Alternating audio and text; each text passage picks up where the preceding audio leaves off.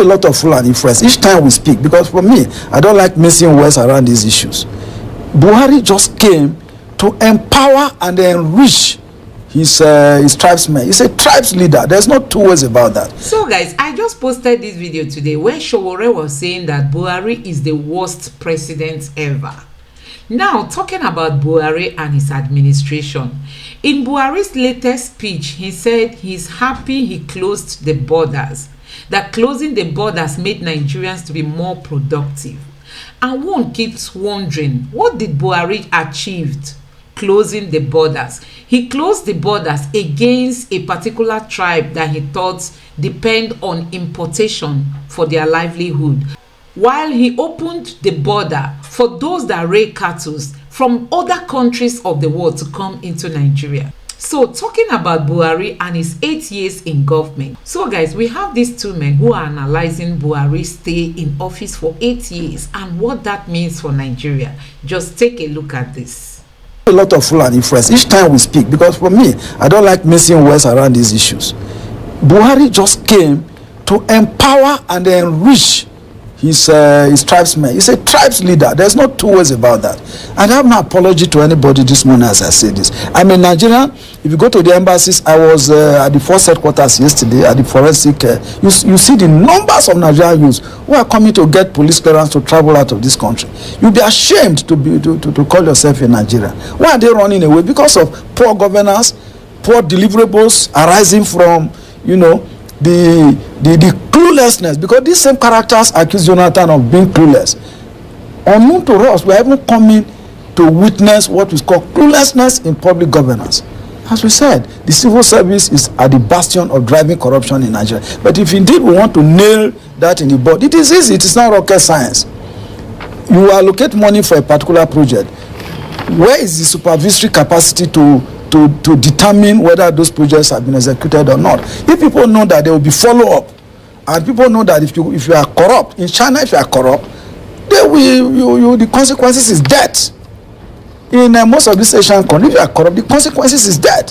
Why we are not advocating death sentence, but we should have very punitive sanction for people who are corrupt. That is the heart of our problems. So for me, the incoming administration, a lot of people are expecting miracles. All right, let's look at this story. I know it's quite comical, but then there is a serious undertone from it. I mean, Dr. Yobusa, when your president, who is on his way and says, I will run to the Nigeria Republic if, I mean, on social media, it's quite comical. People have looked at the gesture and the expression from different points of view. But somebody also said that it tells a lot of the in between the lines, and we should follow where our money is going.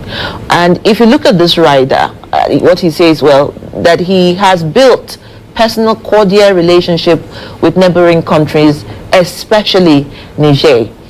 Insists that if one doesn't secure confidence of his neighbors, he or his grandchild will be in trouble. And then he also reveals that he plans to be as far away from Abuja as possible because his area is far from the FCT. Now, if you listen to all of those utterances, this was still made yesterday, what does that tell you about leadership and accountability?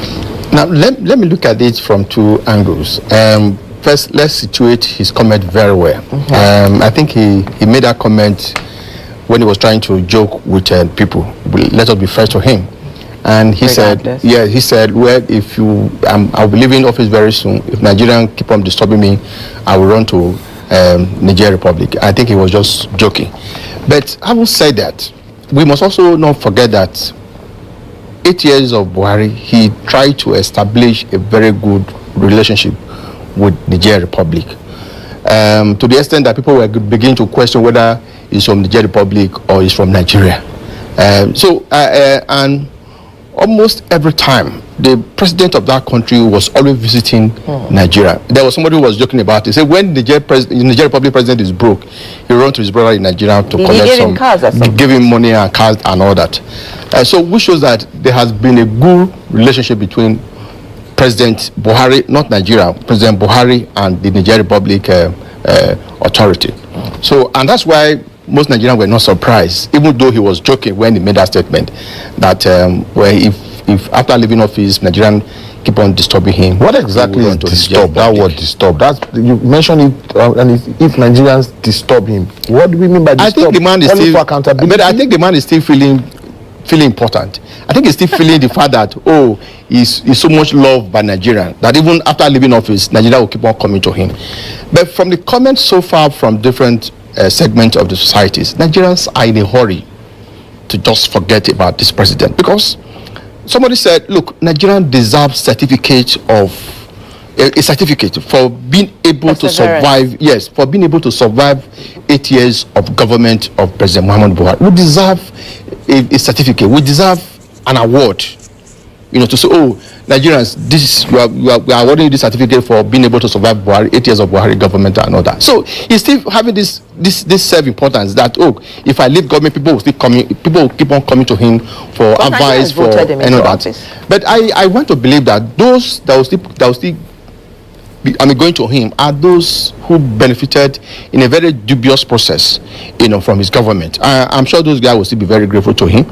Look at what he has been doing in the last few days. In the last few days, when you have less than 5 days to leave government, you are still dissolving parasitas and agencies and appointing people. And look at the people he's appointing.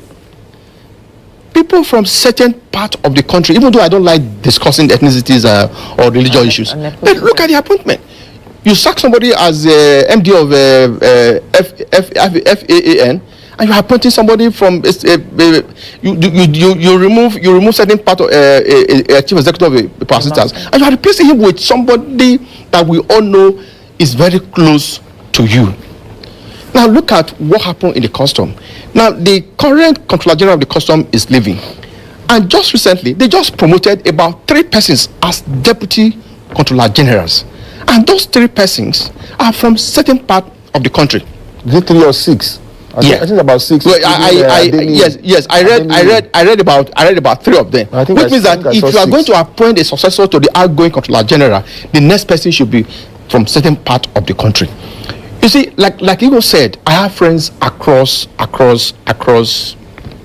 ethnic zones. Yes. But in the last 8 years, Buhari has been under fire over nepotisms.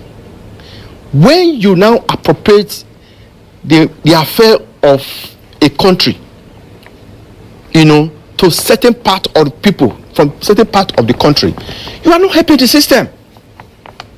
And that is the problem we had with security agencies in the past, until about a few years ago, where you now corrected that mistake. The point I'm making is that Buhari government, the Buhari 8 years of in power is a disaster. That is the near consensus of most Nigerians. It's a disaster. The issue we are talking about, right, especially with regards to the fact that we do not want to have any tight around, regional issues.